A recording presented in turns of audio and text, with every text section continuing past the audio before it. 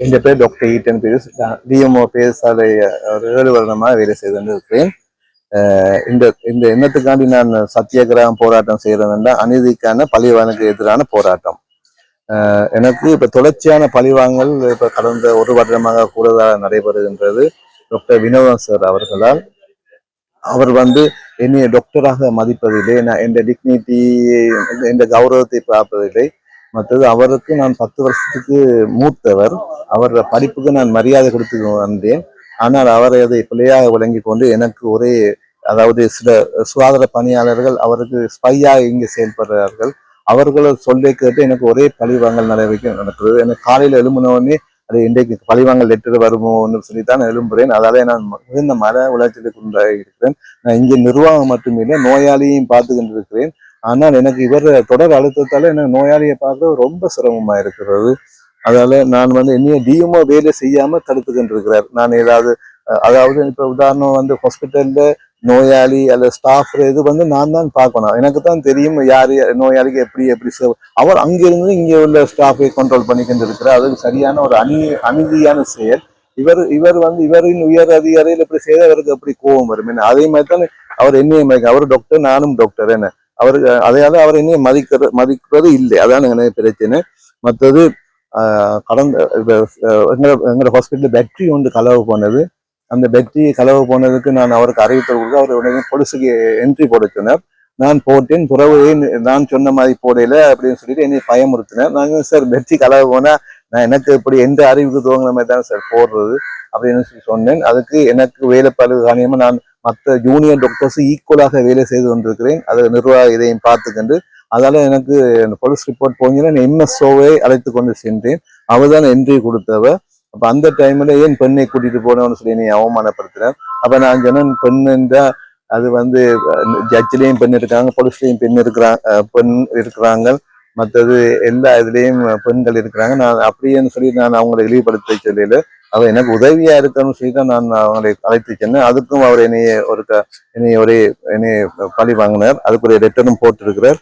மற்றது அன்று இருக்க என்ன ஸ்டாஃபே கண்ட்ரோல் பண்ண, பாத்ரூம்களை கிளீன் பண்ற இல்லை, மற்றது இதுகள் ஏதாவது சொன்னாலும் செய்யறேன். அவங்களுக்கு தெரியுது நான் ஆடியன்ஸரோட எனக்கு விரோதம் இருக்கிறபடியால இவங்க அதை பயன்படுத்திக்கிட்டு வேலை செய்யாமல் இருக்கிறாங்க. அப்ப அதை தட்டி கேட்பதற்கு எனக்கு சந்தர்ப்பம் சொல்ல என்னட்டு கேட்காம என்னையே பழிய தூக்கி போட்டுக்கிட்டு இருந்தார்.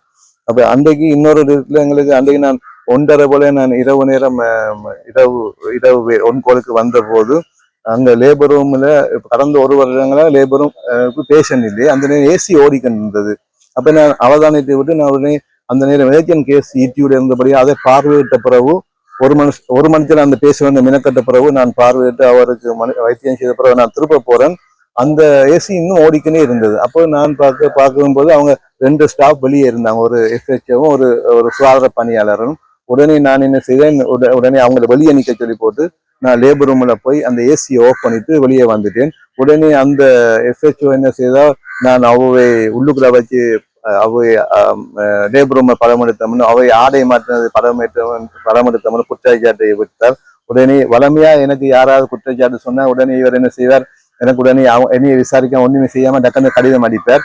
இந்த முறை கொஞ்சம் ஒரு சமத்தியமாக எனக்கு ஒரு இன்கொயரி ஃபார்ம் உருவாக்கி அதில் அசாத் சேரும் இன்னும் திருமதி யோகவதனியும் சரினா என்ற 3 பேரும், மிஸ் சரினா 3 பேரும் திறம்பட என்கொயரி செய்து நான் குற்றமற்ற என்ன குற்றம் செய்து பயப்பட குற்றம் இல்லை, அந்த ரிப்போர்ட் எனக்கு வேணும், அந்த இதுவரையும் எனக்கு கிடைக்கவில்லை. அந்த ரிப்போர்ட்டை வச்சுட்டு நான் மின்சாரம் இதுல நான் சுட்டி காட்டுங்க, இது தேவையில்லாம லேபர் ரூம்ல ஒவ்வொரு நாளும் தொடர்ந்து மின்சாரம் பாக்கி அந்த ஏசியை போட்டுக்கிட்டு இருந்தா, அதை விட எங்களுக்கு நிறைய ஏசி புதுசா வந்திருக்கிறது, அங்க ட்ரக் ஸ்டோர்ல இருக்குது, நிறைய ஏசி பழுதா போய் இப்பதான் திருத்தப்பட்டிருக்கு. உதாரணம் டிஸ்பென்சரியில் உள்ள ஏசி, எம்ஓ ரூம்ல உள்ள ஏசி, டென்டல் யூனிட்ல உள்ள ஏசி திருத்தினபடியால இப்ப இந்த மாசம் கரண்ட் காசு வளமையை விட ரெட்டிப்பு வந்துட்டு, மற்றது எங்களுக்கு சித்த வைத்தியத்துக்கும் முதல்ல ஏஎன்சி கிளினிக் இயங்க பில்டிங்கே சித்த வைத்தியத்துக்கு கொடுத்திருக்கிறார்.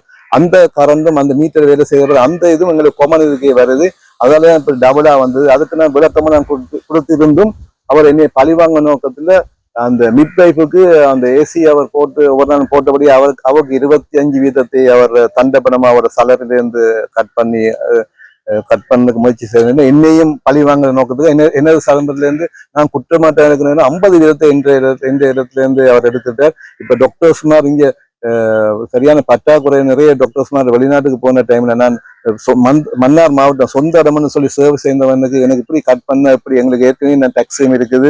அப்படி நிறைய டாக்டர்ஸ் வெளியே போனேன். இப்ப டாக்டர்ஸ் பற்றாக்குறைன்னு இப்ப எங்களோட ஓய்வு எல்லையை கூட வயது எல்லையை கூட இப்ப 63 வயதாகினேன். இப்படி கட் பண்ணா நான் எப்படி தொடர்ந்து வேலை செய்ய, அப்படி கட் பண்ணா நான் தொடர்ந்து நைட் செய்யறது அல்லது எந்த டியூட்டியும் பண்ணி செய்யறது அல்லது பென்ஷனா போறது அல்லது வேற ஹாஸ்பிட்டல் போறது எனக்கு ஒன்றும் விளங்கையில.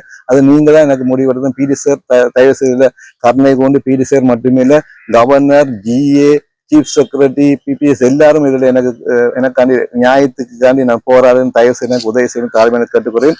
அதை விட இப்ப குடிநீர் தண்ணி இங்க இல்லை. கடந்த 6 மாசம் பீடி வந்து பார்த்த போது அதுக்கு உடனே ஆவணம் செய்யும்போது சொன்னார். உடனே எங்களுக்கு அக்கௌண்ட் இல்லை, நாங்கள் எங்களுக்கு சின்ன ஹாஸ்பிட்டல் தான். உடனே இவர்கிட்ட சொன்னேன். இவர் சொன்ன எஸ்டிமேட் ஒன்று இப்ப 6 மாசமா போயிட்டு இன்னும் எங்களுக்கு குடிநீர் வசதி எடுத்து தரையில. மற்றது எனக்கும் இப்ப எம்ஓ சாகலுங்க ஒரு முரண்பாடு வந்ததுன்னா இவர் அந்த எங்களோட ஒரே பில்டிங் நல்ல பில்டிங் அதை வந்து முதல்ல ANC clinic well baby clinic நடந்தது. அதை அவர் வந்து சித்த வைத்ததுக்கு அடுத்தபடி அவங்க என்னோட முரண்பட்டு தங்களுக்கு ஒரு பில்டிங் சொன்னா அப்புறம் ரொமன் மாஸ்டர் ஒரு குவார்டர்ஸ்ல இருந்தவர் அந்த இதை நான் திருத்தி தரும்படி பல தடவை சொல்லி திருத்தி தரவில்லை. அவரை முரண்பட்டு பிறகு நான் சொன்னேன் சரி உங்களோட ஹாஸ்பிட்டல் இந்த ஹாஸ்பிட்டல் உங்களுக்கு எந்த இடம் விருப்பமோ அதை நீங்க எடுங்க. அவங்க சொன்னாங்க ஓபிடி ஓகே.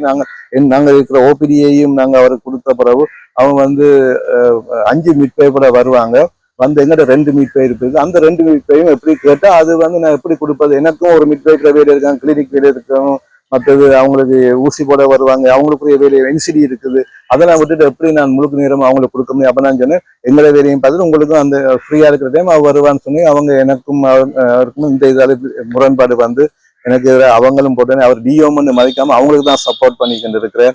இதெல்லாம் அது உண்மையா டிஓமா மதிக்க டிஓமா இங்கே வந்து இன்சார்ஜ் நான் இருந்தேன். இப்ப என்ன மாதிரி இன்னொரு ஜூனியர் டாக்டர் சொல்ற கதையெல்லாம் கேட்டுட்டு அவர் எனக்கு எதிராக செயல்படுறாரு. இது சட்டப்படி உண்மையா புரோதமான செயல். மற்றது சில நேரத்துல ஏதாவது நான் கேட்கறது ஒன்றும் செய்ய மாட்டேன். சும்மா மரங்கள் எதுவும் காத்துக்கு விழுந்து அதை மட்டும் என்னைய துப்புராக்கி சொல்லுவார். அந்த நேரத்துல மட்டும்தான் அவர் எந்த உதவி அவருக்கு தேவைப்படுறது.